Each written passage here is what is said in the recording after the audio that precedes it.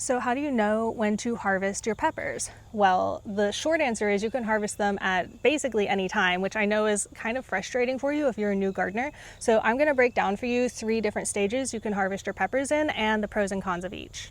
When you harvest your peppers is going to depend a little bit on what type of pepper you are growing. So for example, bell peppers, green and red bell peppers, which first of all, if you didn't know, they come from the same plant, and they are just different stages of ripeness. So if you really want a green bell pepper, then you are going to pick your peppers green. But if you wait, if you leave them on the plant, they will eventually start turning red. This one is about halfway there, and if I had left it on the plant longer, it would have turned more red. But the good news is I can actually take this started to turn pepper inside and it will continue to ripen indoors. And so you can either pull them fully green or you can pull them when they are starting to turn or when they've fully turned. The big advantage to picking them just a little bit early is that you can avoid some of the pest pressure that can happen once your peppers start to turn, because the second they start to get a little bit of red on them, I find that the pests really come out for them.